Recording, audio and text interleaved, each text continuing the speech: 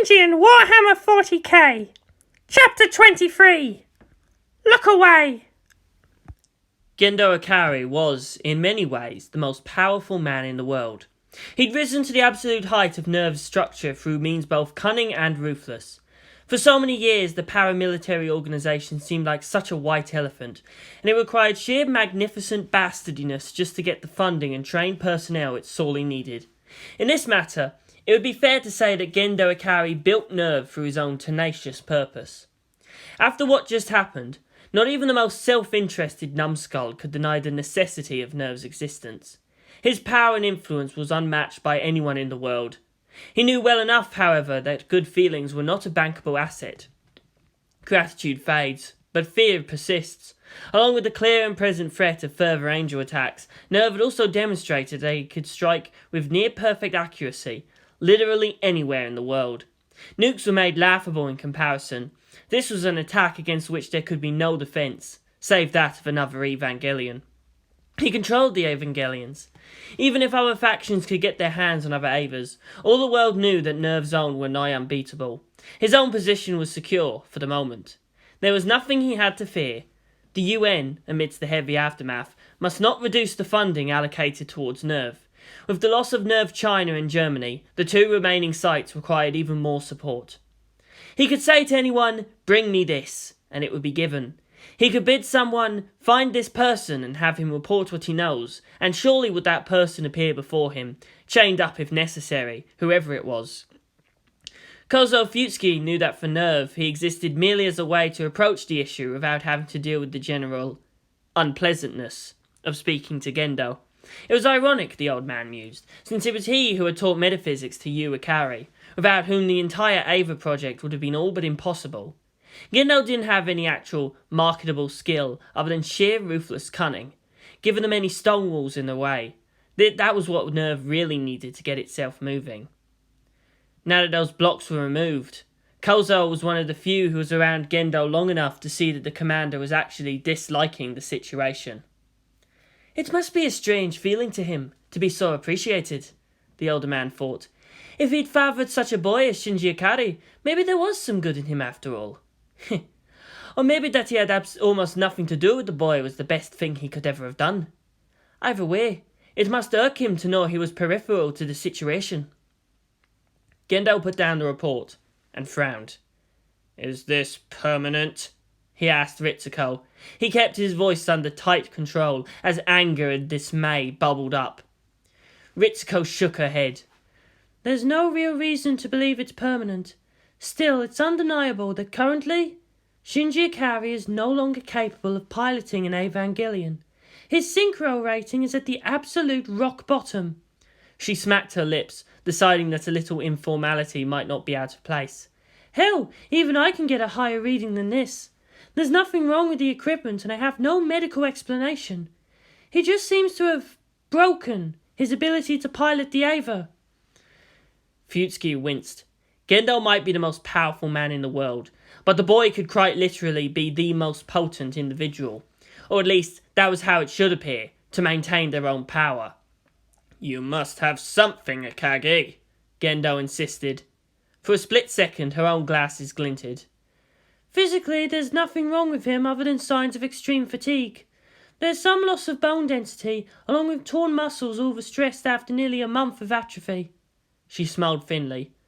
"Other than that, he's fine. He's awake, conversant, and I have no real reason to keep him confined." "The scenario has completely derailed. The angels are getting too powerful and we had to compensate. How far will this vicious cycle continue?" Gendo mused, while also suppressing a grimace. The boy was the catalyst, as he was always intended to be. Not knowing what will happen didn't exactly frighten Gendo Ikari, but it was highly inconvenient. This seemed to be the latest insult from a universe determined to scatter the plans of upstart mortals. "Who else knows about this?" "Just me, Maya, and the other two pilots. I've already impressed upon them the necessity of keeping this a secret." "Good. This could potentially be explosive if it gets out." "How are they taking it?" Futsuki asked, honestly curious. The pilots with their personalities and their youthful antics were one of the few amusements he could take out of the entire plan. In a sense, it was also a form of self-castigation, for the memory of watching them being happy also gave him a pain in the knowing they would shortly enter into absolute terror. He was old enough to have accepted the fate of his own mortality. At night, and alone, that fresh memory was the only thing that could still make him afraid and ashamed he had lived for so long. Surprisingly well. Ritsuko looked aside, her expression softening. All right, Asuka did throw a fit, but it was well within expectations. Being around the girl, the scientist had realised that they had a common problem. They were lonely, set apart by their own abilities. Their response was similar, driving that separation further and pretending that they didn't need companionship. It gave a certain feeling of invulnerability, but she also knew that deep inside it was festering and would likely, like her, one day lead the girl into a great mistake. Fortunately, Asuka had friends. However, what she most valued above all others would be a rival, someone who could prove the worth of her existence. Shinji. Without that, would he even remain as a friend? Even all those years back when she was barely into college, Ritsuko already knew of the triumvirate of Ikari, Akagi, and Soyu, and witnessed firsthand how despite the acid competition the three geniuses had displayed, the others were dismayed by death among their number. Kyoko Zeppelin Soyu's own fatalistic perseverance afterwards seemed even like a tribute in succeeding where her Japanese counterpart had given her life. Ritsuko turned back. Shinji seems unconcerned whether or not his abilities would return. For a while she'd wondered if it might be deliberate, but the Evangelion wasn't rejecting the boy. No human could control their sync ratio to such a degree as to blank it utterly. Ray proves one could still be even more apathetic about it. It's too soon to search out a replacement, I think. If the boy is useless in the Ava, then he might be more useful as a rallying call. A martyr. However, as much as Seal might see that as the responsible option to reassert control, Gendo also had a need for the boy to fulfill his own purposes in Third Impact. If he ever proves too weak and dies along the way, then he wouldn't have been much use in directing it anyway, Gendo thought nimbly. I should increase the surveillance around the boy. He knows too much, and without the Ava his only value is in what he has seen here in Nerve. Seal taking him at this point might be cause to call for my resignation. We need as many functional Evangelions as we can hold on to at this point, he continued. This problem needs to be resolved. What can you do to repair his damage, Dr. Akagi? Futsuki asked. Short of some highly invasive surgery, nothing except to just let the boy rest. Maybe he'll come back after a while. She shrugged again. I'd recommend a psychologist too, but I can already tell that the best relief possible is to get him away from the source of stress. But that might be bad for everyone else. There was no way to tell when the angels would attack again, and if Shinji Ikari would spontaneously recover his abilities in the face of certain gruesome death. So be it. Will his physical condition degrade further? At Ritsuko's negative response, Gendo lightly gestured, palm up. Then we will let this situation stand for a while longer. You may go, Akagi. As soon as she was gone, did Gendo remove his tinted sunglasses and very deliberately put it aside on his desk. He rubbed at his eyes and let out a slow groan.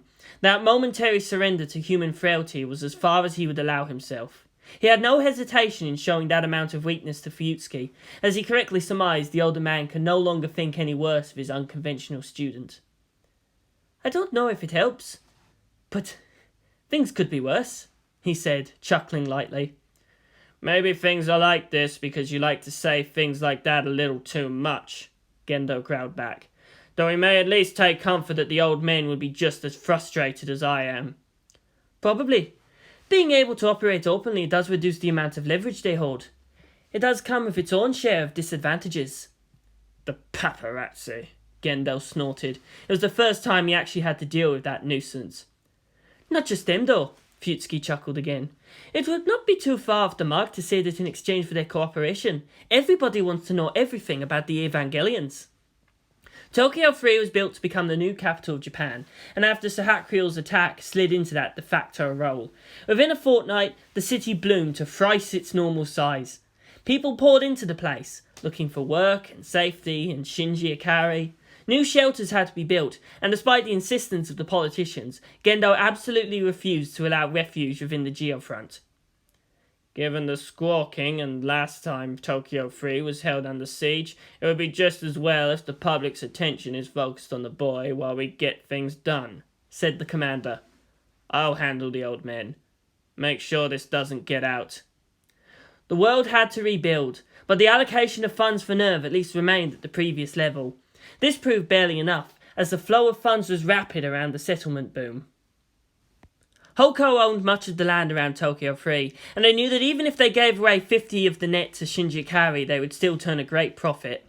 Not to mention that for various reasons, they were the preferred construction company. It was wealth they couldn't have even imagined merely 6 months ago. When Inez approached them for further expansion, the company and all its employees all but swore eternal fealty to Shinji Ikari. Unfortunately for the boy, Minase Hoko had started to imitate her good friend Ayane Mitsugane in wearing an 8-pointed star locket with his face in it. Around Tokyo 3 proper was developing a secondary boomtown, spreading out from a new railway and several heavy shelters sunk into the mountains nearby. The Trident base remained a good distance away, but well in sight of the new settlement. Industry and manufacturing was setting up shop. The most important was the small steel mill. The chemicals plant was being built even farther away. Gendo was starting to get suspicious. He couldn't actually control the new arrivals, and day by day his absolute authority of NERV was diluting. There was so much that had to be done that there was no choice but to delegate authority. The Magi was a great help, but unfortunately people, especially the newcomers, were starting to look upon the machine with anthropomorphic fondness. Melchior, Balthazar, and Caspar G-san, in an instruction booklet shown as bearded old uncle figures grumpy, silly, or prone to inappropriate poetry. He had no idea who to blame for that, but he couldn't recall those "This is Tokyo 3" booklets since these proved so popular. In the end, it seemed inconsequential. If it kept the masses docile, then it served his purpose as well. If only he'd looked down further to see the thunder and lightning, faintly mythic Greek, the new symbol of Ministorm Studio. The blame could be put upon Makoto Hyuga and the Three Sisters Haraki. In his was more troublesome. The UN would have to meet to decide upon measures of furthering their own defence. It was all politics and economics, but these were the engines that allowed warfare. Gendo sought out factors that Seal could use to force NERV to do their bidding. It might have been just denial, that he couldn't see what might have been obvious to everyone else with the same field of view. Gendo Ikari well and truly owned NERV. Shinji Ikari owned nearly everything else around it. In contrast with Gendo Ikari's barely disguised frustration, Ritsuko Akagi's residual mood could only be described as deliriously happy. It was actually starting to creep out her co-workers. The reason behind that slightly manic smirk was a drastic unburdening of her workload. She'd released all the data she'd gathered of the last battle, and all but dared the scientific community to make sense of it. Let them have the headaches for a while. True, someone might present a paper that would massively shake up established rules of reality, but she saw little chance of someone stealing her prize. She was certain that the next time out, the Evangelions would just rewrite the laws of physics yet again and make all those careful calculations worthless. She looked at the mailing list and saw that one of the scientists was actually named Minovsky. It took her half an hour to stop laughing. With the loss of NERV Germany and China, there was much greater strain upon the remaining Magi-class computers. Both remaining NERV sites had to monitor their own respective hemispheres. The detection screen was still full of holes, and putting up new AT field sensors took time and resources away from the effort of rebuilding. In addition to the burgeoning range of its awareness, Magi also had to contend with directing all sorts of electronic traffic as the primary hub of the Far East International Network. Then above that, NERV's own necessary internal functions. It might cost only the barest fraction of its processing power, but the Magi paid the most attention to what Mayabuki was coding into it. Ritsuko arrived in her office to see the younger woman focus upon the screen and with her fingers flying over the keyboard. The scientist mused. It did seem too long ago that the shy young lieutenant had been so impressed by her own acuity with the console. She decided to let Maya work on whatever it was she wanted, to try and keep Shinji useful. As they say, those who can do, teach. It might still be possible to retain the boy as an instructor if the simulator could just accept another form of input. Ritsuko went to her own computer and said something like, "Yay! Hate mail!" Asuka yawned and stretched out. This sucks! Are they punishing us for saving the world? The pilots were retreating to the safety of their limo. She watched the crowd still milling around City Hall, as at last Nerv had consented to a press release. The pilots had to be there as showpieces, even as Kozo Futsky danced around the issue of what Nerv intended to next. There's only so much gratitude someone can endure before that becomes a torment too, Oscar added. So many people thanking, crying, obsessing. Nerv was milking their popularity to the hilt. That was also irritating. She looked aside to her fellow pilots and grit her teeth. As always, they went Shinji first, even if he had to use a cane just to walk. What a pathetic sight. He was foisting off the responsibility at every opportunity, saying it was a team effort, and it was nothing anyone else wouldn't have done in the same situation. It was confusing. There was nothing she despised more than false humility, those who deliberately chose to be weak and parasitic upon others. Once again, just second best. But the secret was burning inside her. Now Shinji was useless for the Ava. That wasn't how she wanted to be number one. It was totally unfair, an insult even. That was her internal struggle. She watched him from the edge of her vision. She was losing him. Damn it! Why should I care about his welfare after this? He could be an easy street the rest of his life if he would just play his cards right. But Shinji refused. The pilots were not allowed to accept gifts of any kind, and future promises were rebuffed. Why does it hurt to think he would leave? Another part of her seemed to laugh. Isn't it obvious?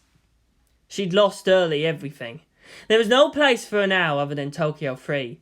It wasn't just that her other home in Germany was in ashes, that her foster parents were confirmed dead, her mother's grave vaporized, but that Asuka no longer saw herself capable of living a normal life. She'd decided last night she would die with the Ava. There was nothing else left of her mother. When they no longer needed the Ava, then she'd just go walk off a high place somewhere. She felt empty, completely unemotional. Maybe the shock still hadn't faded. It's not like I was ever really close to anyone there. They must think I'm a callous bitch for disregarding all that loss of life. But it's not like anything I can do would bring them back. I'm not going to be coddled. I'm not going to go all weepy and weak. Not from this. Not now. I need to be strong. They need me to be strong. Her cheek twitched. I can't fail now. I have to be stronger. I'm the only one left. The only one that they can rely on. Ray's Reek. Shinji's useless. I need to be strong. The pilots were flanked on each side by a row of black-garbed Nerv security with Misato up front. The Major frowned as she saw a group of dignitaries approach. Major Katsuragi! The tall, overly cheerful diplomat bowed to her as per custom, then extended his hand. It is such a pleasure that we meet at last. I am Antonin Popov. Misato merely squinted blandly at him and his companions. Ah, you're the Russian ambassador, aren't you? Alongside the decision to hold Tokyo 3 as the new capital, many consulates were also relocated close to the area, to the swimming delight of those who had invested heavily in land. Actually, I am here to represent the new Soviet, of which Russia is but a part. The system held to a true federal system, but united under a common purpose. The North Asian regions were complicated in having so many different peoples, cultures, religions, languages and terrains. It was deemed much more expedient to just send one person instead of one ambassador out of every country within. Please allow us to express our most sincere gratitude. He tried to crane a look over Misato's shoulder, but the woman was having none of it. Yes, well, this isn't a good time. She looked back at Shinji, who was still so pale almost to Rei's own skin tone, and Asuka there with a pout on her face. The girl would brook no more delays. Misato could see more beyond that, Asuka's pain resurfacing. Earlier the girl had responded to her adopted country's new ambassador's thanks with but a curt nod. Asuka couldn't accept that. All their thanks. She still felt as if she'd failed them somehow. Misato was taking them somewhere away from the city, where they could just sit and relax and forget about being saviours for a few hours. Misato felt a slight pull on her jacket. Shinji was tugging at her sleeves, looking up with devastating wide-eyed puppy dog eyes. She winced and made warding gestures. Don't... must resist. Where did you learn to do that? All right, what do you want, Shinji? It's okay, Misato-san. I'd like to talk to them. He looked around. In private, even. Please. The group turned into a hallway and the Section 2 guards blocked that off. Shinji hobbled further in, followed by the ambassador. Shinji, in his soft but undeniable ways, insisted on speaking to him alone. The others made sure to fulfill that. At the far end, the boy leaned on the blank wall, taking in deep breaths. It was too easy to exhaust himself. He felt weak all over. Mr. Ricari, if this is too much of a discomfort for you, please. I'm fine. Don't worry, the boy replied, his voice strained. Earlier at the conference, you asked if there was anything you could do to help us. As it turns out, there's one thing I need you to do for me, if it isn't too much trouble. Anything, Mr. Ricari, the ambassador grinned. Well, anything with the elastic bounds of legality, at least. Shinji chuckled lightly. No, nothing illegal. He looked up, and his eyes were no longer quite so innocent. When you make your report to the Premier, please tell him this. Wavy lines. Star. Circle. Cross. Star. Queen of diamonds. Ace 5 of clubs. 8 of hearts. Jack of hearts. Ace of diamonds. Your wife took it. Antonin Popov blinked. The words didn't make much sense on the surface.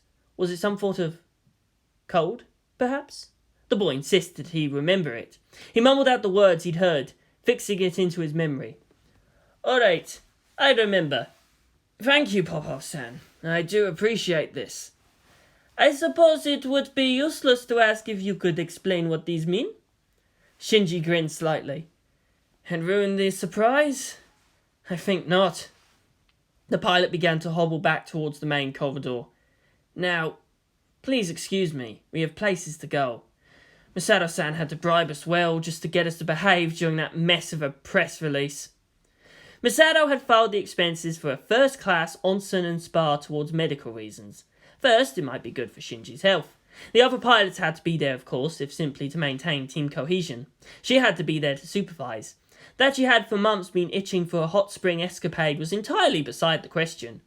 Maya was perhaps Ritsuko's representative. Inventing Man of Kirishima stretches the excuse a bit. Unfortunately, Hikari and her sisters couldn't take the invite, as they still had so many other things to do. That would have completely broken the flimsy camouflage. Kaji, Toji and Kensuke were also called up to provide moral support for Shinji. Sure, he saved the world, but being alone around so much nubile female flesh might prove too much for his fragile constitution. The boy had to admit for feeling some resentment for his friends out of that. The UN Emergency Council met 5 days after the worst of the actual emergency had passed. It took that long to put their affairs into order, being that it was impossible to decide world events when events inside their own borders were barely under control. The first 3 days were essential work for recovering their system of government out from their ruined capital cities. Fortunately, martial law was pulled back quickly enough.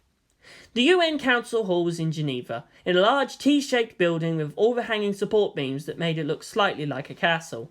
Inside, the agreements on relief and trade had quickly passed. It helped that they had already had practice on dealing with mass disasters, and with everyone all affected, paranoia and opportunistic neighbours. The UN also passed that the Evangelion pilots, for their outstanding contribution to the human race, be treated as citizens of the world, to be considered full citizens of any nation they should find themselves in, with all the protection their laws should provide. They could enter any country freely, and would be exempt from the most irritating of taxation issues. It wasn't much more than a globalised keys to the city.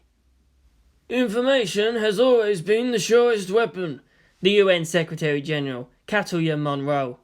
NERV has purposely been withholding information vital to the security of the whole world.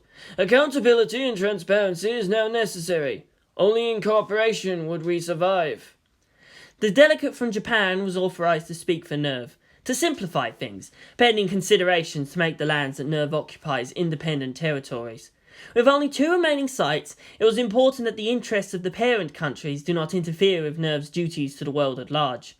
The delegate had to make it clear that the UN itself may only push so far.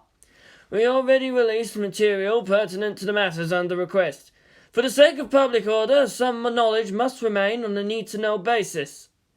For 15 years, the world had managed to keep up the comfortable myth of the Antarctic impact.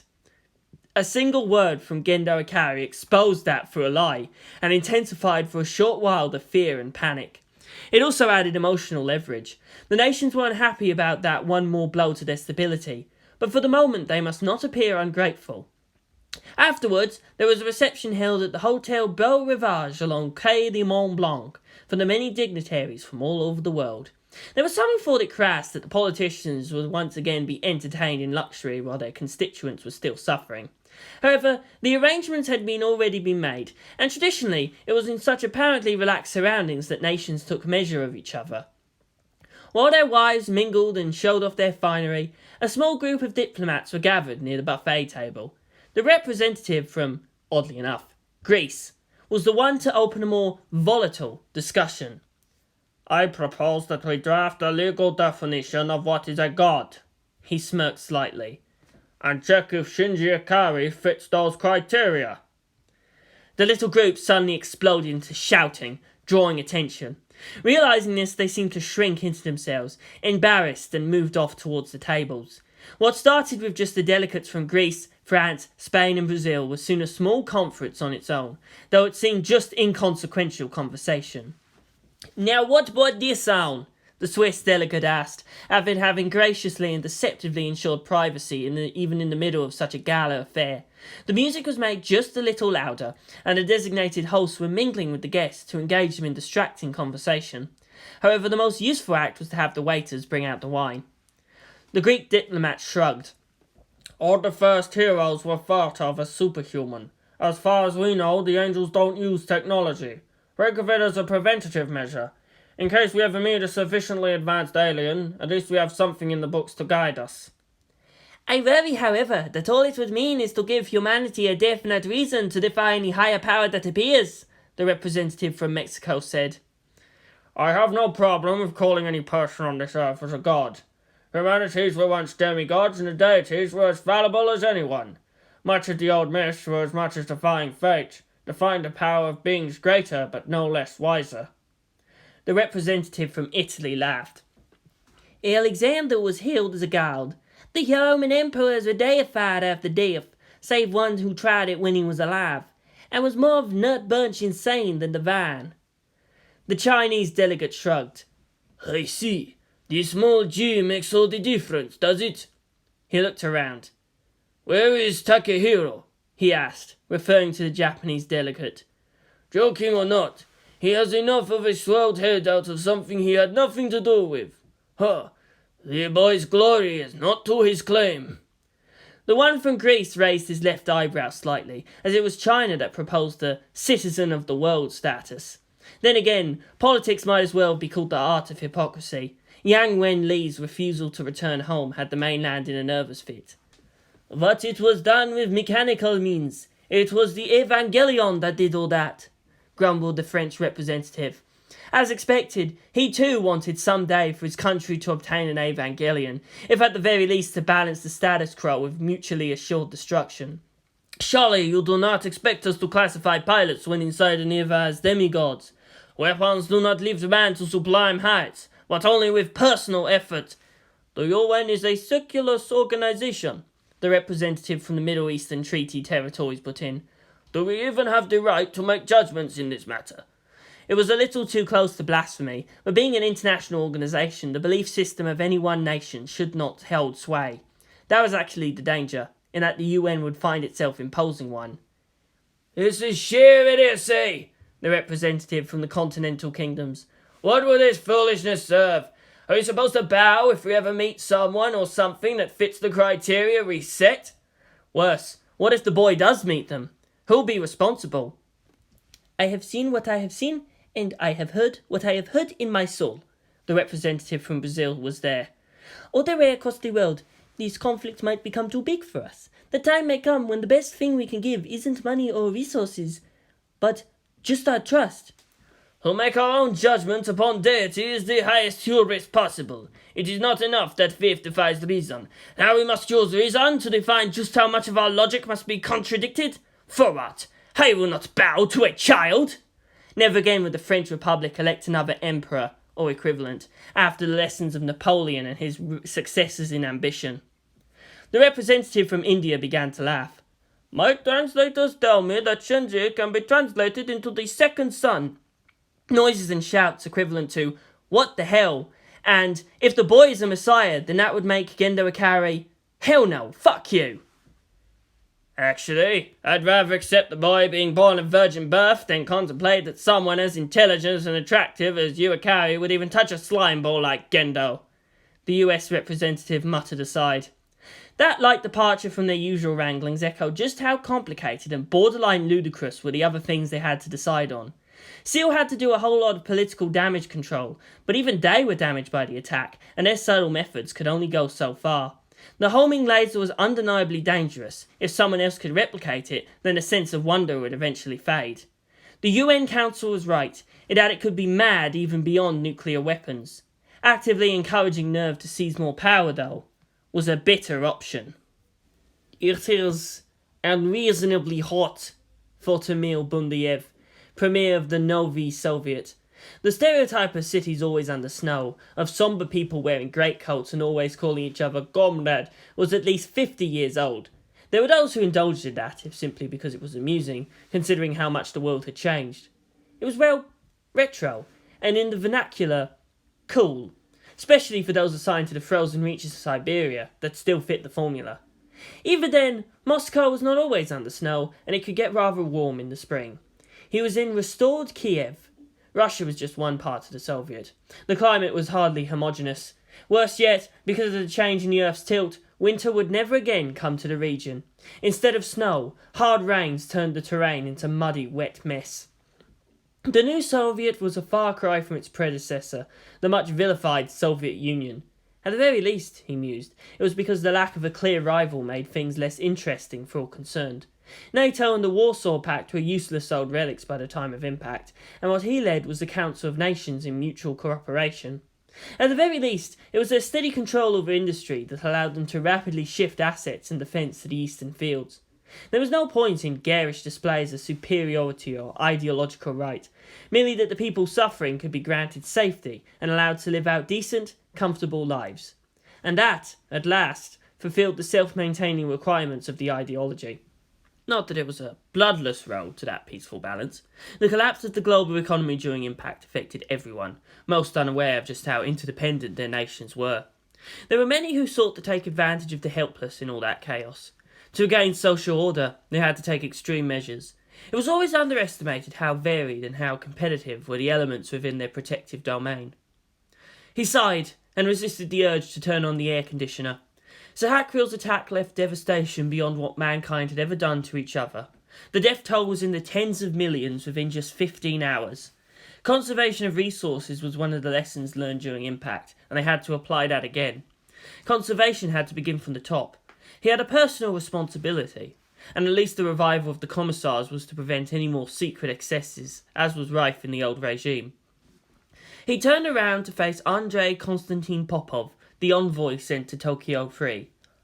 I suppose it is unfair to expect so much, but is underwhelming really the proper description of Shinji Ikari? The diplomat shrugged. It is strange, I admit. He doesn't pretend to be anything more than a boy, but the UN issue remains. Is not humility supposed to be one of the true signs of a saint? The premier snorted. Well, the usefulness of saints makes it immaterial as to whether or not God exists. Dogmatic intolerance can take both secular and religious forms. And more importantly, do you think Nerve is still capable of protecting the world from the angels? It's not like we have any other choice, but yes, they are competent enough. We might only cause harm if we interfere. The premier grunted in assent. We can at least make conditions more favourable for Nerve to seek their resources from within our borders, but not enough that they would deem it best to rebuild nearby. Instead of Nerve, Germany, what? Russia? Poland? Siberia? Lithuania? Somewhere around the centre of the Eurasian continent, I would think. Andrei Popov replied. He paused a bit. I spoke to Yang.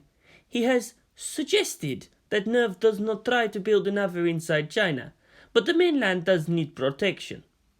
Have not the Evangelions demonstrated it makes no difference where in the world they are located? Emil Bundiev sighed again and got off his chair. The UN is determined to find some means of protection independent of the Eva.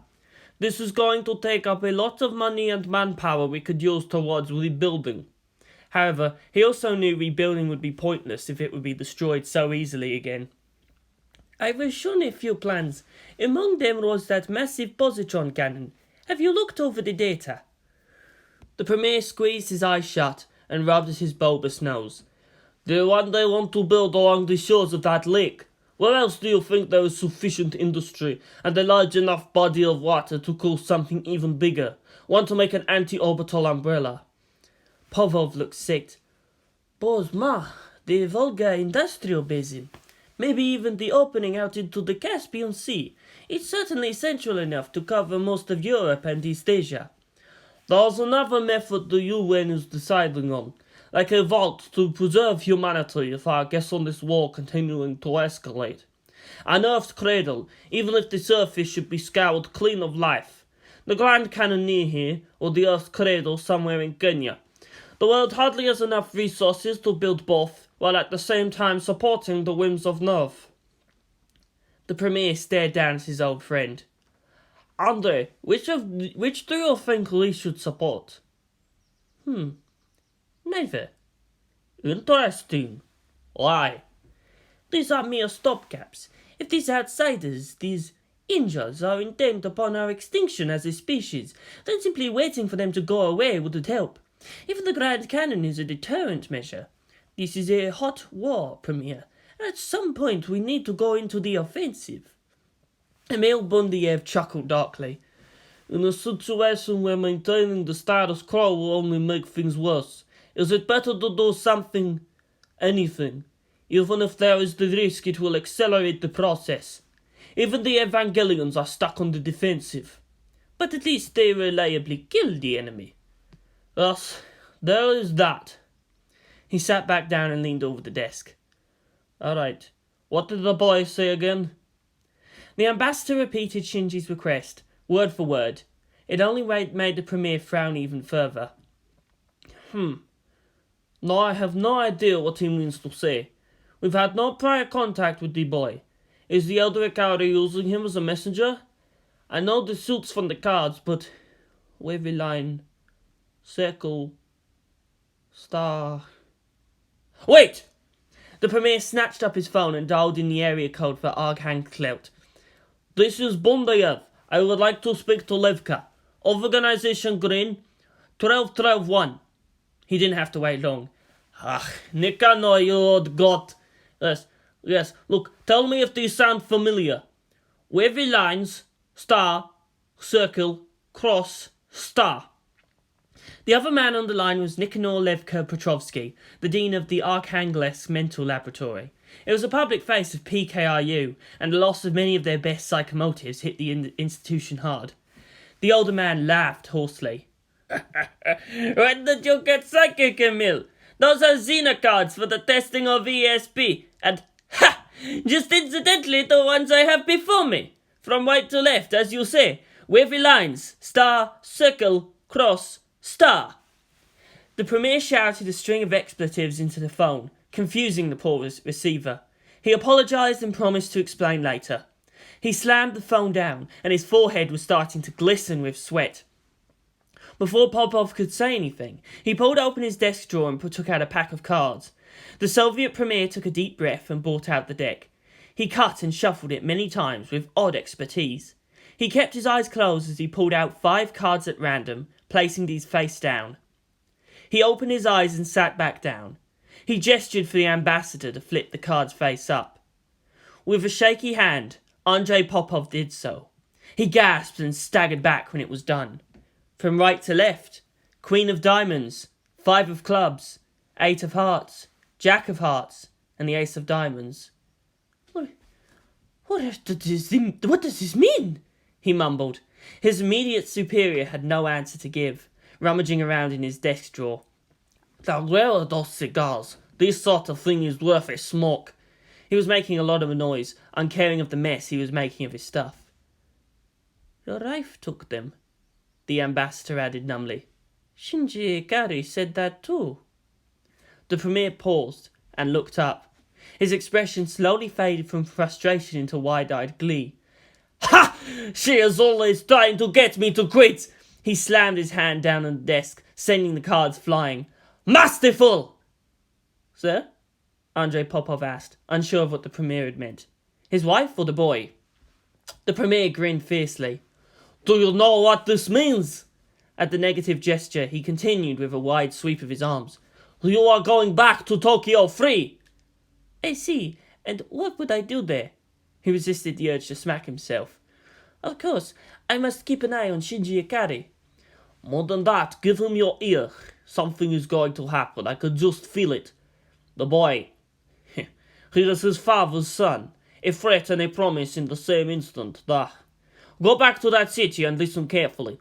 We might still yet get through this whole debacle intact. A psychic of that caliber. The boy was sending a warning.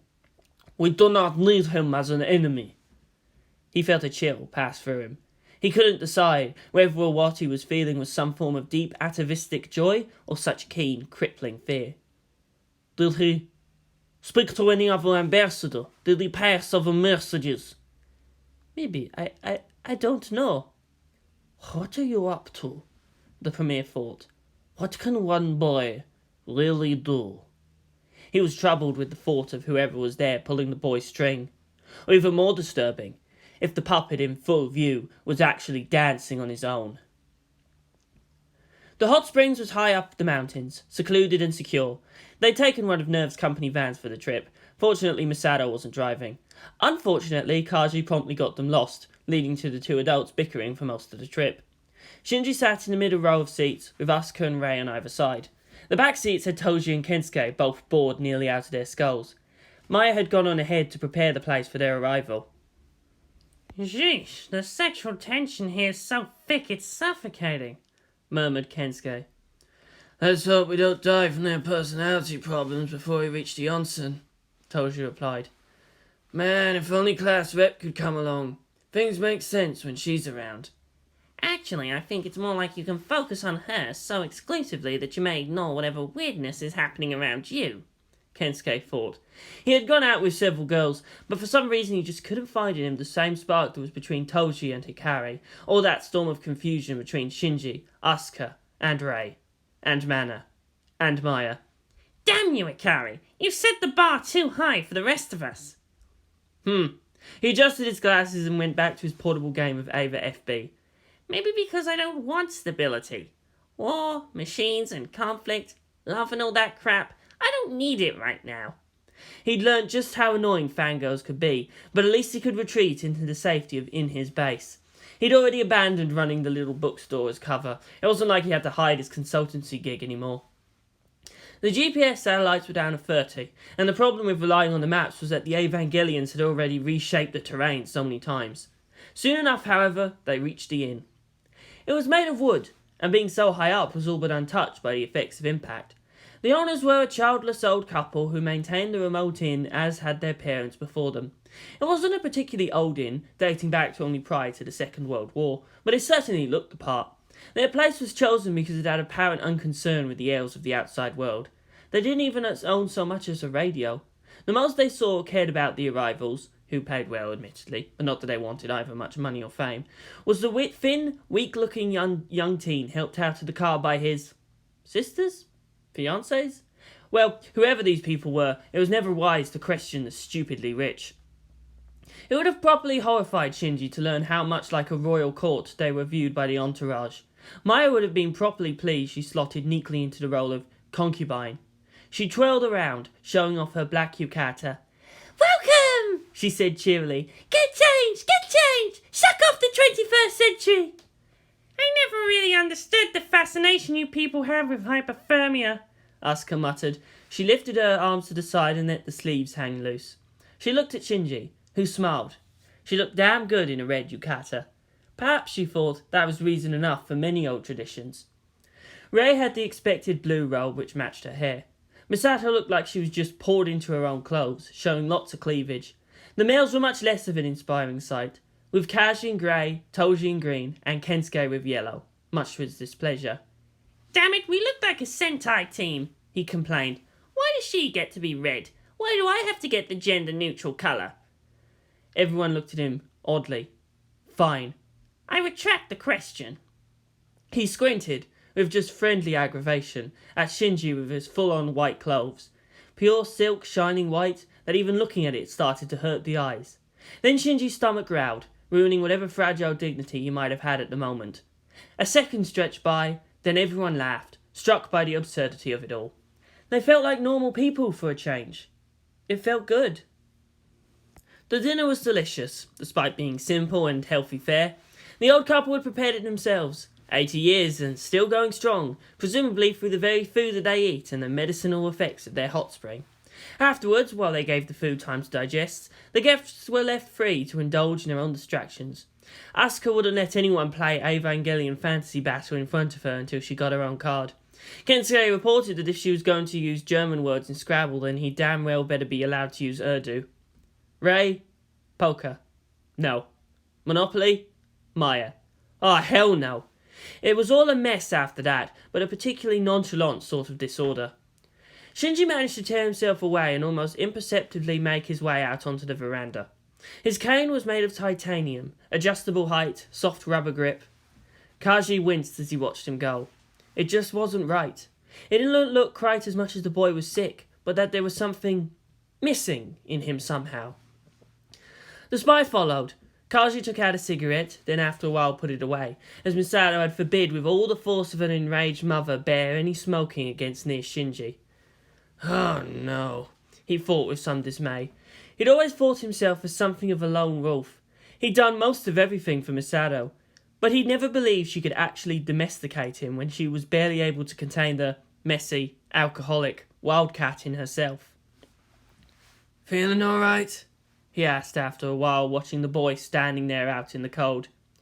The moon was in that odd shape before full, close enough that no one would like to pretend it was already round, but the eye wasn't quite so easily tricked, and staring at it too long would without fail produce a migraine.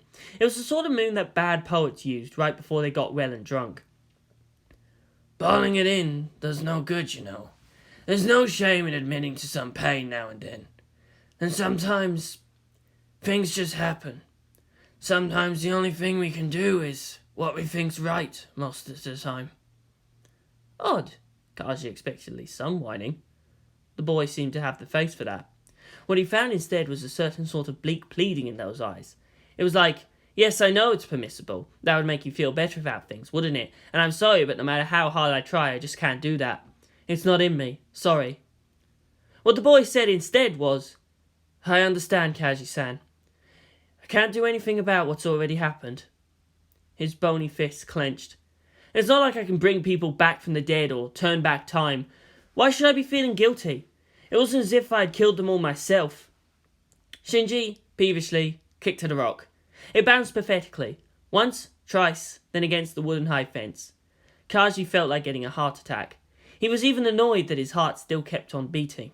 The boy was right. It was the angels that killed so many people. But what about those who allowed that to happen? His own great sins still weighed heavily, and he could offer no comfort along that line. Aren't you getting ahead of yourself? He asked. It's also egotistical to carry all the responsibility. No matter what people expect, you should really be concerned about the reality of what you can do. Shinji turned and smiled sadly. You already figured it out, didn't you, Kaji-san? Kaji nodded. Masato's false cheerfulness, so peppy without booze she was trying too hard. Asuka's own brooding silence. The Evangelion simulation was getting an overhaul for more structured coaching.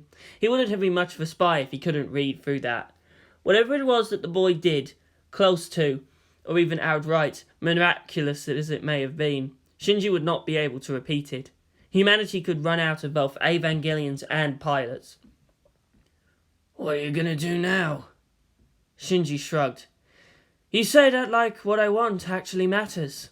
He turned around, began to walk back, tapping his cane lightly on the gravel path.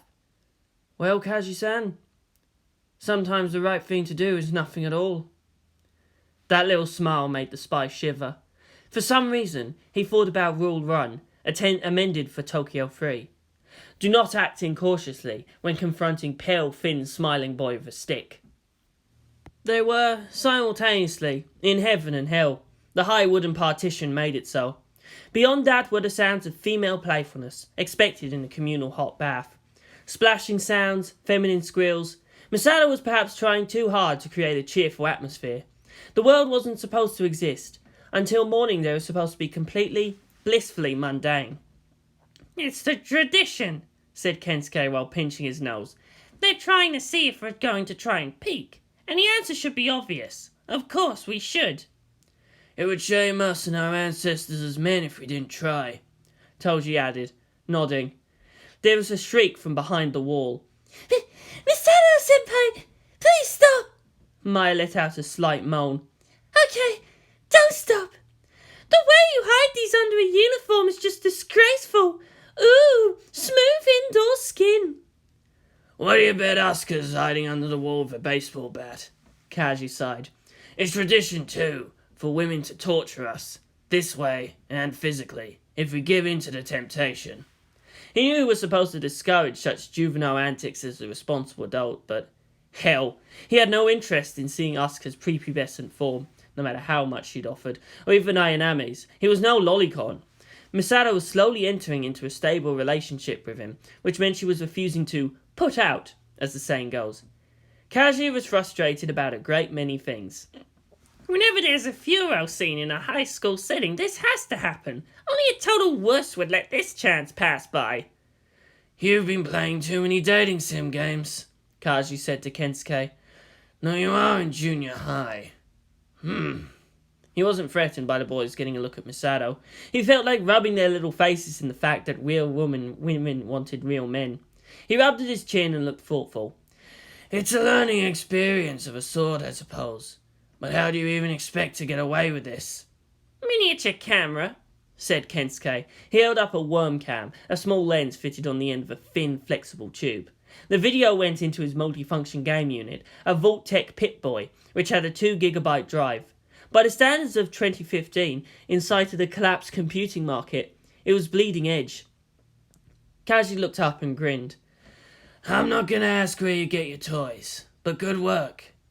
Shinji leaned back until his nose was just above butt water level. He burbled out bubbles, as if to say, I wash my hands of you idiots. Crack! My camera! Kensuke wailed. The whole thing was yanked right out of his hands before he could get anything good. That sound was the Pip-Boy breaking apart upon the boulder. His eyes widened. Oh shit! My save files! The virtual tournament Burning Evangelion was played over the international network, in turns. He was a finalist. A red-haired head poked over the wall. The boys quickly dived for the cover of the onsen pool, Asuka's biting laughter behind them. Ha! I knew you morons would try something stupid! Now why are you hiding? It's not as much fun when it's happening to you, is it? Toji stood up, outraged. What the hell, you hypocrite? He objected, pointing up with his index finger. Don't you deserve something for peeping too? Shut up, Tiny! She huffed. Toji gaped like a fish, his indignation beyond words. Asuka looked down and bid those below to keep their shoulders steady. She was standing on Rei and Maya, and the older, taller woman was under greater strain of keeping it level.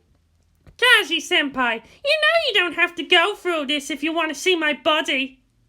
Kaji Ryuji had remained relaxing at the baths, with a marginally more believable alibi than Shinji. He winced, nonetheless. More than her age, it was her personality that simply made him distant. If Asuka ever got a hook in, she'd never let go. Persistence was a more charming and most frightening virtue. He sat down, refusing to expose any more of himself than he had to. Asuka, they're sorry. Could you leave off punishing them for a while, please? Shinji asked. Or just leave.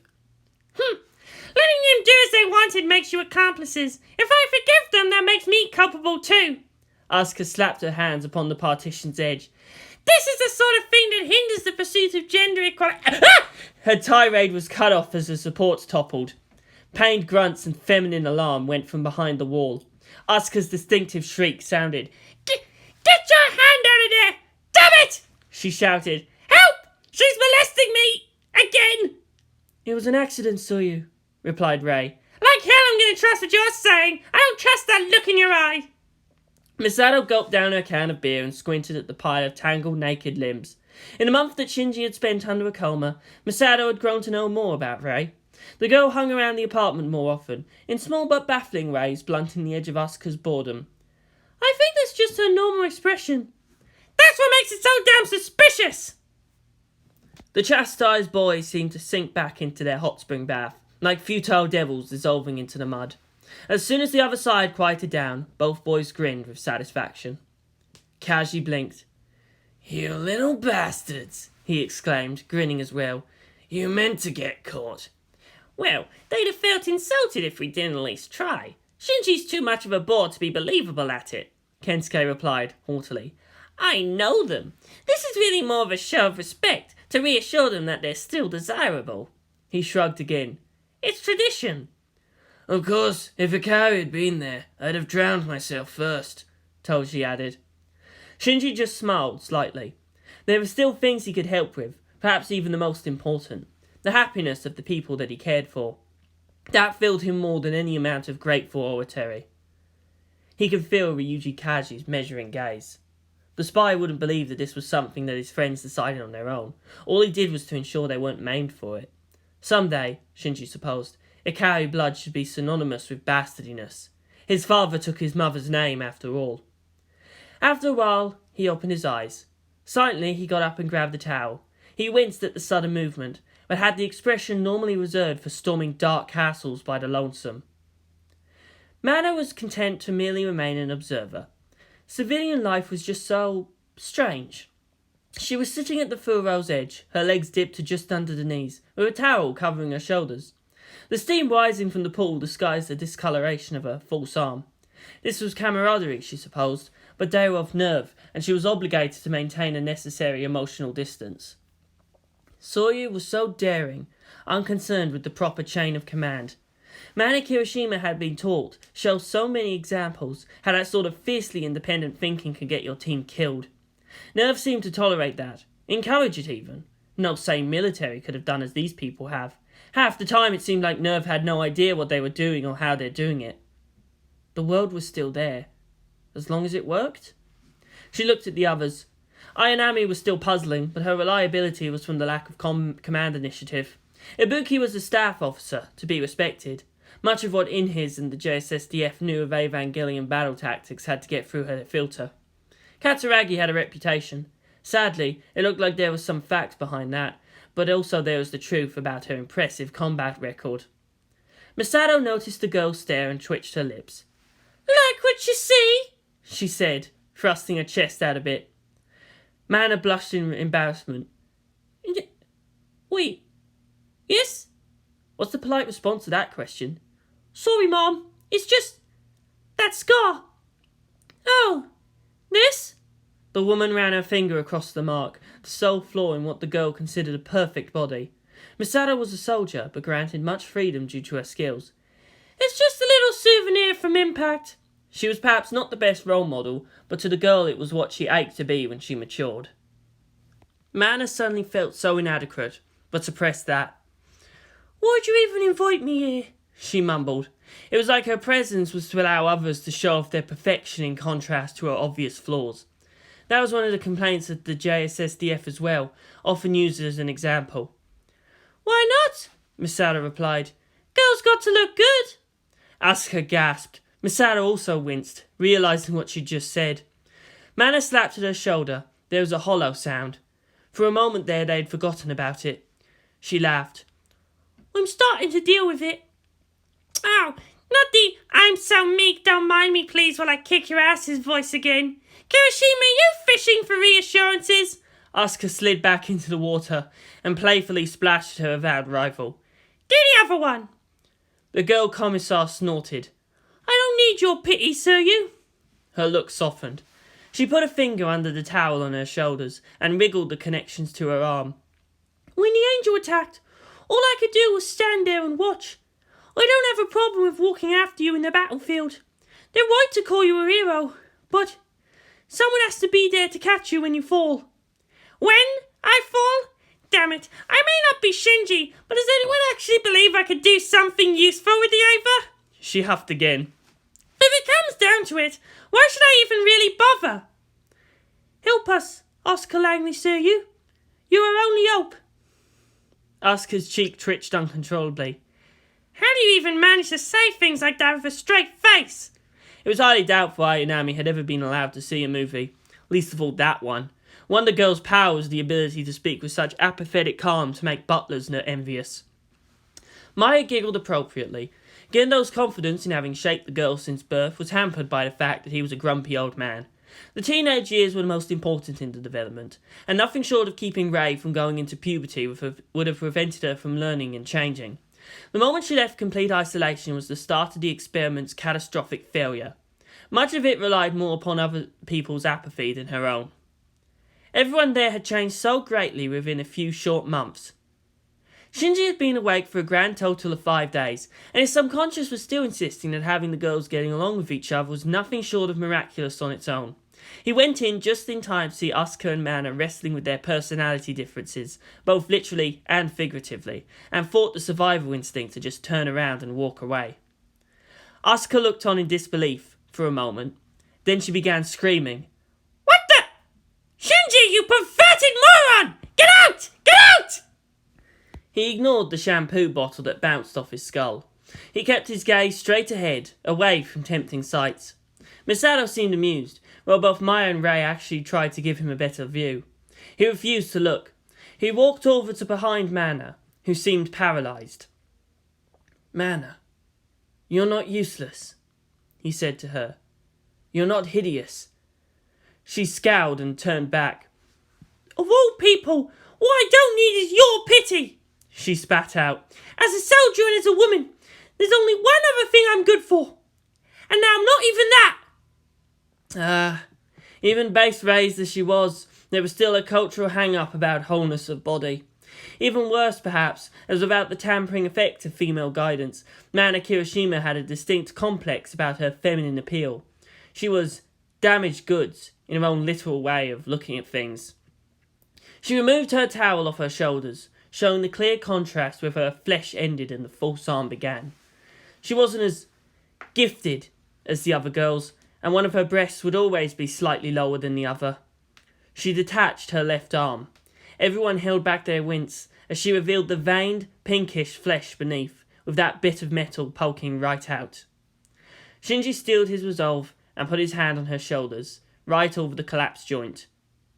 "You'll always be beautiful to me," he said, meaning it. She gasped. She looked up at him, then fainted into his arms, her nose bleeding slightly. Her face was set into a silly little grin. His mind went blank. He'd sensed he had to hurry, and hadn't actually planned any further. But lately he'd realised what he'd just done. It must have shown on his face. "Oh dear, I know what happens here. Pain. Much pain." Misato laughed. Brave, Shinji-kun. Very brave. She took up her beer can and leaned back. Foolish, though. But you're still so young. Then she realised he was staring rather intently. She laughed again. And here I thought I knew your taste from what you just did. "You're missing a rib, aren't you, Misato-san?" he asked distractedly. She shrugged. Well, yes. His eyes widened. Something just went click in his mind. Mana moaned a bit and gave an evil little chuckle in her sleep. He blushed and froze up. "Help! Let go of Rebecca, Shinji, you pervert!" Asuka looked for something else to throw. Getting up to inflict righteous female rage would involve getting up out of the water and exposing herself. She excused her blush as indignation.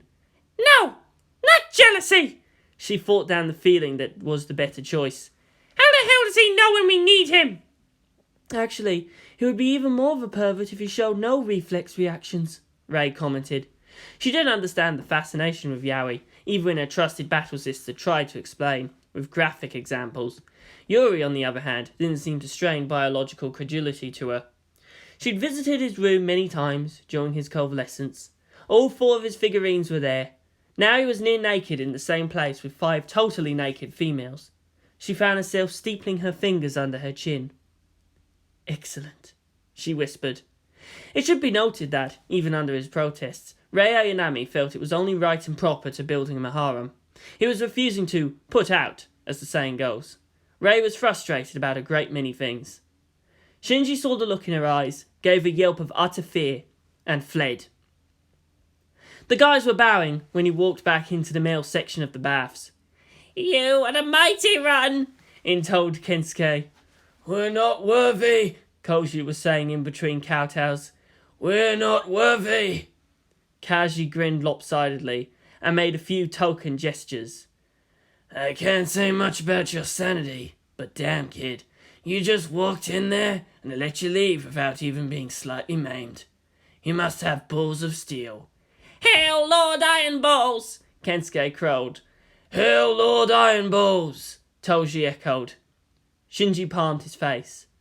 Who is this Strike Fist, and why do I feel the need to apologise to him? Meanwhile, back in Tokyo 3, Gendo Ikari was meeting with Seal. Even the featureless disguise of sound only couldn't hide how vexed the old conspirators were. Only Keel Lorenz showed a visible form, as his injuries had long prevented any leak of emotion into his face.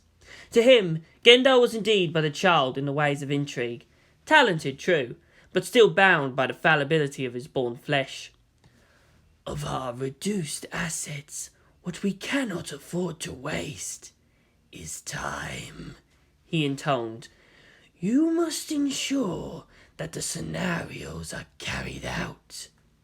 But to gain time, it is necessary to sacrifice other things. Material things, was the Nerve Commander's reply. You will have to make do with what you have, COL6 said. Any additional assets that you require, you must find yourself.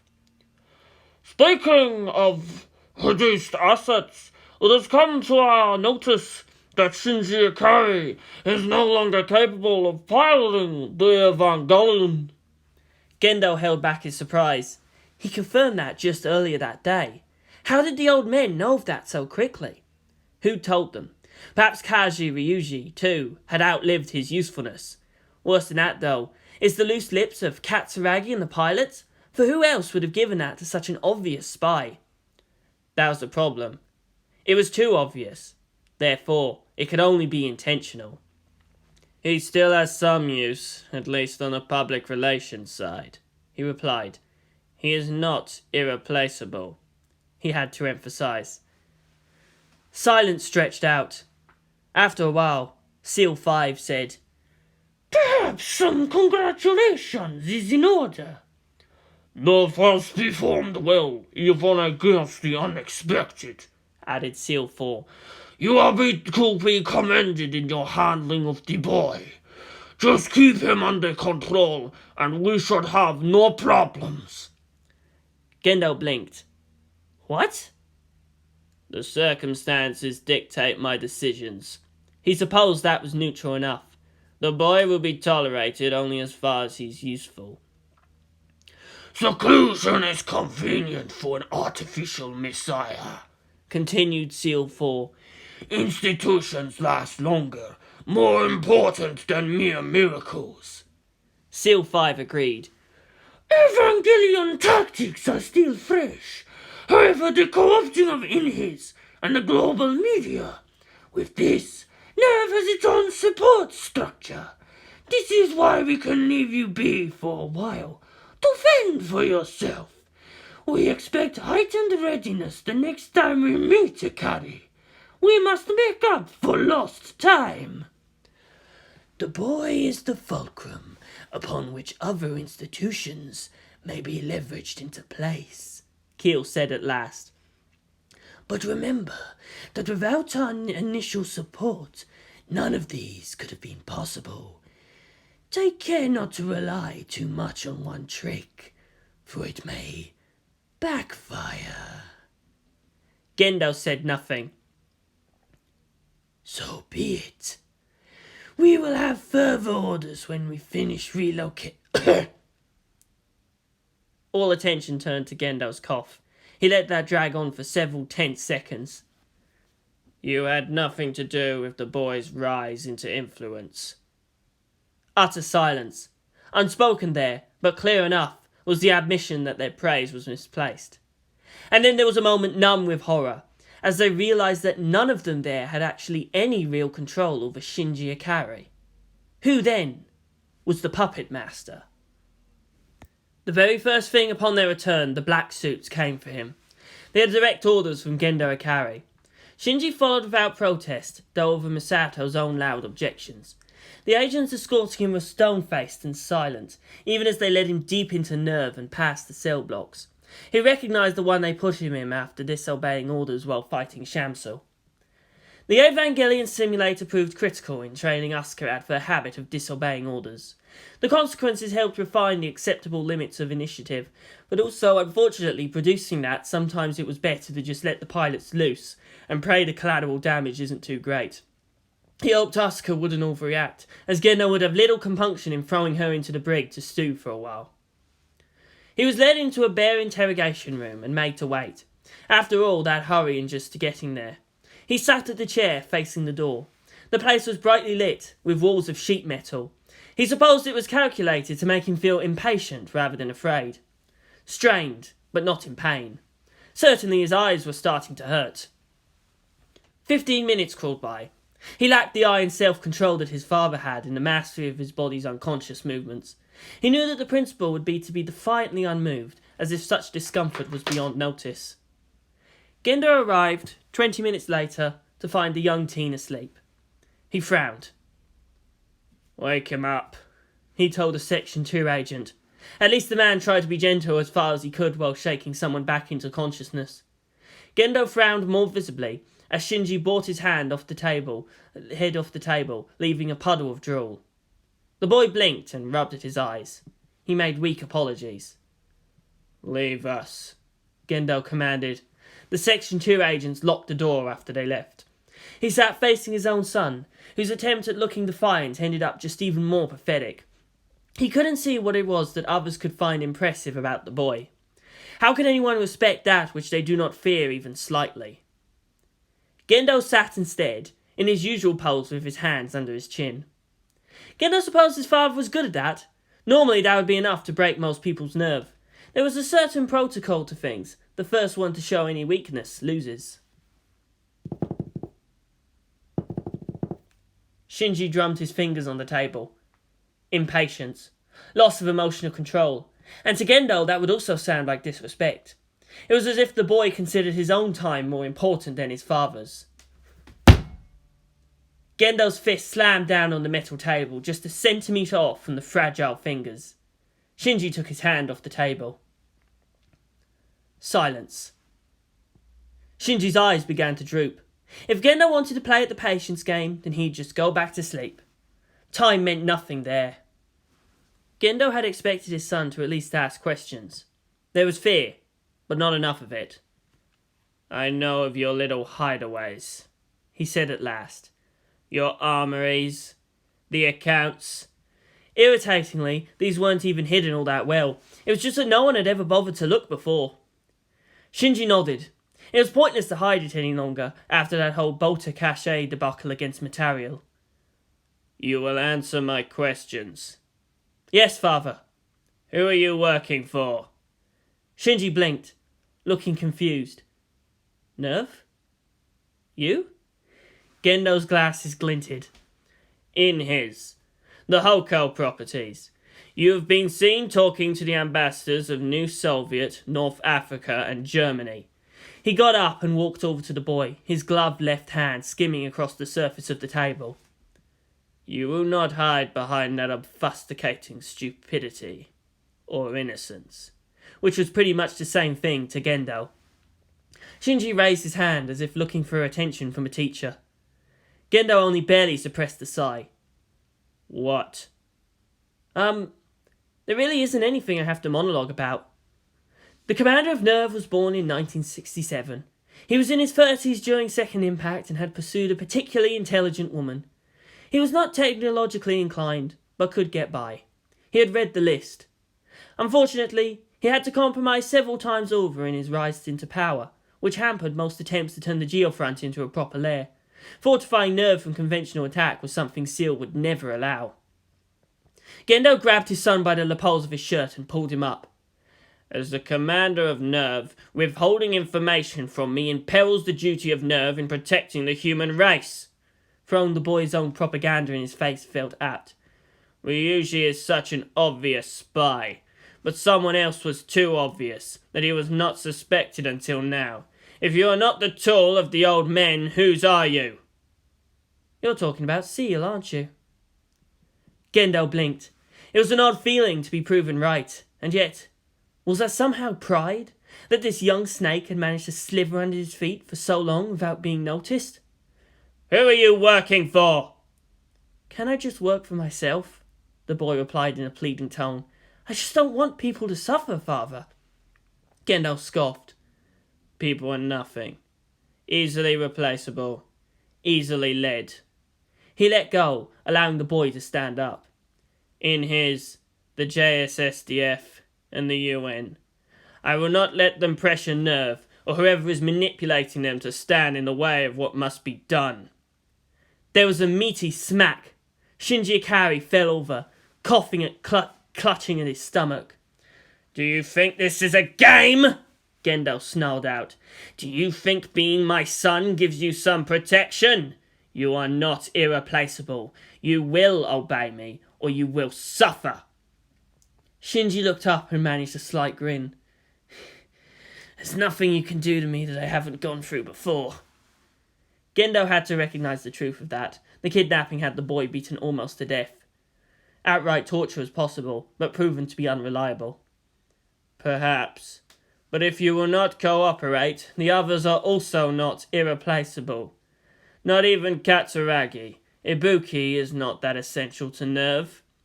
Father, removing Maya might be all that it takes to drive Akagi-sensei firmly against you. Shinji slowly stood up and took a deep breath. Misato-san, well, Kaji-san does love her. So far he's no reason to directly act against you, but you and Seal are not exactly trusting allies. Gendo had to fight a smile from showing on his face. How so amateurish? It was too simplistic, as if he'd not prepared for that long ago. Their faces were both impassive. The resemblance was clear. It was true that the elder Ikari had an oppressive presence, and Shinji held onto the backrest of a chair to keep himself steady. There were so many ways Gendo Ikari could make the lives of those he had sworn to protect thoroughly miserable. Worse than death, even. Gendo would not show mercy, never in his whole life expecting to receive it. I can see his nose hairs, thought Shinji. Then, fixating upon that single point of absurdity, he felt his fears drain away. Shinji balled up his right hand into a fist and drove it into his own face at full force. Again and again he struck, his lips splitting and bleeding until he heard bones crack. Gendo could only watch as his son injured himself in purposeful savagery. Why is he... The commander's thought was interrupted by the door being kicked open. He'd delayed too long. Katsuragi Misato had finally let her protective instincts override her reason. No good conversation comes out of the cell blocks. Why was the boy brought there? The Section 2 agents normally assigned to watch over the boy were only helpful up to a point. They might have phrased it to incite the woman's temper even more. You bastard, she snarled. You utter bastard! She all but leapt the distance to give him a punch in the face. Misato-san, no! Gendo might have been taller and stronger physically, but as a career soldier, Misato could probably twist his bones around several times over. The fist stopped scant inches from his nose. She wanted so desperately to keep going, but that voice froze her. Misato-san, please, Shinji added, his tone precisely calculated, trembling and begging. Don't add to the problems we already have. Shinji wiped at his cheek with the back of his hand, spreading the bloodstains and giving a reason for blood to be on his knuckles. Katsuragi, it is not... Gendo shut his mouth. She wouldn't believe him. He fought back all those months ago. He'd struck the boy once before. It was not the sort of thing she would forget. There were only 2 people in the room. Never, no one would ever believe the boy would have done it to himself. Misato made a wordless scream and shoved Gendo back. Gently, she helped Shinji back to his feet and hugged him. Her black shirt and red jacket were not easily stained, but she would likely have done so even if she was wearing white silk. She hugged him as if she never wanted to let go. Why does the world want to hurt you so much, Shinji-kun? She thought. She felt her tears flow, hot with rage. She looked up and stared at Gendo while wishing her gaze could tear him apart. Let's just go, Masato-san, Shinji said softly. I can't. No. Damn him, he's not going to get away with this. Mercy? Or fear? Trying to avoid trouble, wanting harm to no one. Shinji was just too much of a shy little innocent. She felt like she could, and would, kill to protect that. She never really felt she would be a good mother, but this was something she could understand. Shinji pulled himself loose from her suffocating embrace. Those bosoms were deadly. He turned to his father and gave him a sickly grin, his teeth stained red. His voice was garbled by the blood in his mouth, but there was deep satisfaction there. Father, I quit. Gendo had many scenarios involving the boy leaving Nerve, both voluntarily and not under his own power. None of them contained what he was seeing. Touch him again, and I will kill you, Misato added. Taking care of Shinji was more important, for the moment, than putting the hurt on Gendo. She needed to get him up to the surface, and spread the word. Everyone knew Gendo Akari was an asshole, but this? The Section 2 agents stood aside, and bowed as they passed. Gendo was left alone, blinking, wondering. What the hell just happened? Gendo Akari went out to stare at the Evangelions, specifically Unit 1. He stood there at the observation gantries, silent and unmoving. Yu had rejected her son for some unknown reason. And now, the boy was gone. His mind called back how the boy looked when he first arrived, then how differently he acted once the battle was underway. How did it get so awry so quickly? Gendo reviewed his scenario. He'd done all that he needed to do, carefully and without emotional entanglements. Even his show of violence against the boy was precisely calculated. He hadn't intended to leave any marks. He ignored the hostile looks the technicians were giving him. In one fell swoop, the boy had destroyed whatever loyalty the employees had, transferring it from him and into the institution. And now, if the boy even so much as slipped on a banana peel, they would all blame him. Kozo Fuyutsuki joined him there, some time later.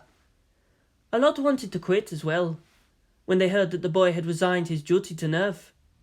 Interestingly, I think it was out of his plea that Nerve was not only necessary, but that they were necessary for Nerve.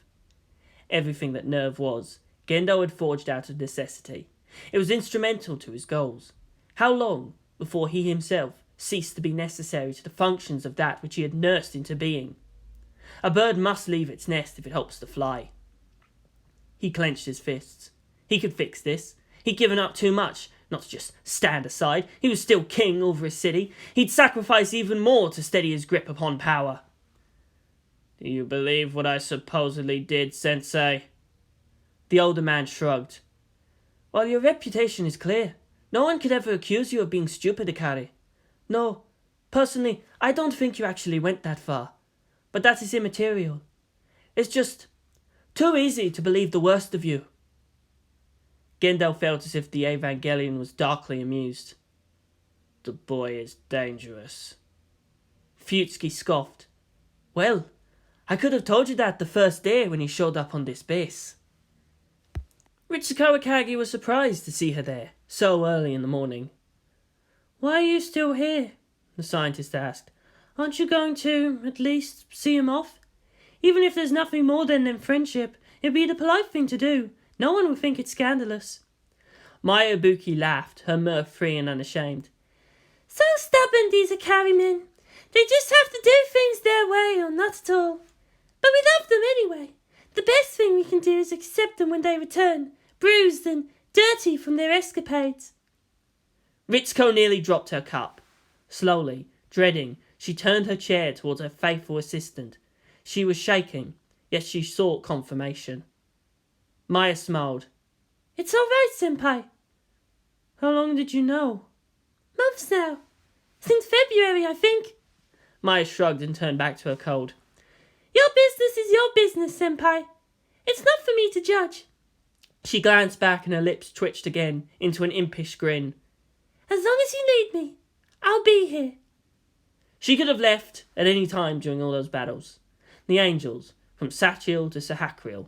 It had always been Maya's duty to be the link between the Ava and the command centre, with one obvious exception. She'd be the first to know if the pilots were dead, and that fear every time they went into battle. Instead of being hardened to it, stepping back from caring for the children, it only increased over time. She thought about the close calls they had, specifically Asuka's descent into the volcano, and the later battle against Sandalphon, when Shinji seemed to have flatlined. Then the darkness of Metario's attack. So many had suffered, and the least she could do was stand as witness to their struggles, if she could not lighten their burdens. Ritsuko put her cup down and leaned back into her chair. She exhaled heavily. Needing and being needed. It was a strange new addiction. It was natural that people, in contact with other people, would end up being hurt. Sometimes it was enough to know that they would be hurting together. That, or the chance to fling their quills at someone they both hated sometime in the near future. Geneva. Switzerland. Current mood. Oh shit! Oh shit! Oh shit! One could almost hear the salivating once the news reached that far. Shinji Ikari looked around. He was all packed. The room seemed even smaller than when he was living in it. He patted his backpack, which had everything he bought into Tokyo Free. We had some fun times, yeah? He heard inside his mind. Let things become even more amusing then, the Eldar replied. He turned his back on the place that felt more like home than his uncle's place ever did. Asuka's scowling face waited on the other side. You're really going? She asked archly. I can't believe you're just running away. She then winced at the state of his face. His lips were busted, his nose had almost collapsed, and he wore medical strips over his forehead like a bandana. Look, his father's an asshole. He shouldn't have to get along with the bastard, Masato said from the sala. That's a problem. Fuck him. He shouldn't get away with this. We should protest. We should kick his ass. You can't go on strike, Asuka, Shinji replied gently, even if it stung to move his cheeks to smile. You're needed here. But do you really need to go? I'm no longer a nerve employee. This is a nerve building. You're important nerve people. I'm a security risk. Masato approached, all grim and sober. It was not a happy combination. I'm still your legal guardian. Emancipation. Sorry. I don't think anyone can actually remove my father from nerve, so this is the next best thing. He bowed. I'm really sorry. I have to go. Asuka refused to let their eyes meet. Looking back, the herself that came to Tokyo Free, she seemed laughable now. All those expectations were actually fulfilled beyond her own wildest expectations. Then in just 1 month she became a party to some dangerous secrets. She felt what it was to have the attention of millions. She lost Berlin. Now he was leaving her too, after he'd promised. She felt what it was to have everything, then nothing. She punched at a wall. It hurt inside no matter how hard she tried to armour her heart. Tokyo Free ate up its heroes. Bitterly, despite it all, it became her home too. The weird, family-like grouping she discovered, her even stranger friends, and there were still angels to fight. Shinji was right. She was needed more than ever. Not even for the greater good, but to protect those she wanted to save. She remembered the music. She remembered the fear. She remembered the glory. Where are you going now? Masato asked at the door. She looked guardedly up at the 2 Section 2 agents sent to escort him out of the city. Back to Sendai? Eventually, maybe. I'm sorry, Masato-san, but I can't really tell you right now. Will you be back? Asuka asked next. Her stance and tone was challenging. He grinned, even though it made his lips bleed again. He took out a handkerchief to dab at the wound. I promise. There wasn't much more that needed to be said. He bowed, thanked them for putting up with him for so long, and then left their lives. Mana Kirishima had an entire Marines platoon watching over her, big and nervous men, waiting to see if she would actually snap and take the Trident Land Dreadnought out for a stomping. The base commander had taken the activation key and locked it up, but she was a very, very angry teenage girl in full crusading fury, and ways just might be found. The thing was that none of them were really sure they wanted to stop her, that it would happen. She paced around her room in full dress uniform. Mana stared up at the wall poster of Magnus Tancred, one of the early promotional materials. It had her and her two friends on the foreground. After everything he's done, after everything we've gone through, after what he's given me! She let out a primal scream. Console lights flickered inside Magnus Tancred. The technicians looked up at the ominous hum. Karu Nagisa had his arm in a sling. He seemed rather cheerful, more than the usual, as he addressed the gathering of Seal. This was not part of the prophecy, he was told. Things are starting to spiral out of control. He blanched, not liking that turn of phrase. As you can see, even I am no longer so safe for my brethren. I can speak to them, but there's no guarantee they will listen. We must consolidate our assets, Kiel Lorenz said. We are no longer safe here. We must relocate to the primary site. There were gasps and shouts of disbelief. You can't be serious, said Seal 2. If we go there, there is no guarantee we can ever return. The environment is self-sufficient. The moon's cradle will serve our purposes well. It is I that have decided this. There is no other choice. We must consolidate, or we will be destroyed, piece by piece. Murmurs, but eventually acquiescence. Prepare the gatekeeper, Kiel, founder and master of Seal, commanded Karu. Blood is the truth. Blood is the way. Karu bowed with a genteel sweep of his usable arm. I live to serve, of course. He even managed to remove the mockery from it. It was night. A black Ford sedan stopped at an old dilapidated temple up in the hills, somewhere on the outskirts of Tokyo 3. Shinji Ikari got out and slowly walked into the abandoned shrine, his cane tapping at the black stones. It was a cold night out, and he had a long overcoat just draped over his shoulders. Agents Jiro and Kentaro followed, keeping to his slow pace. Finally, he arrived. Inside was waiting Kensuke Ada, and a middle-aged woman he didn't know. She was garbed in a traditional kimono, through a doa deep in her stealthy blue, and upon sight of him she bowed and pressed her forehead to the floor. Shinji felt as if he was being watched by hundreds of eyes. Say it, Kensuke demanded. No. Say it! No!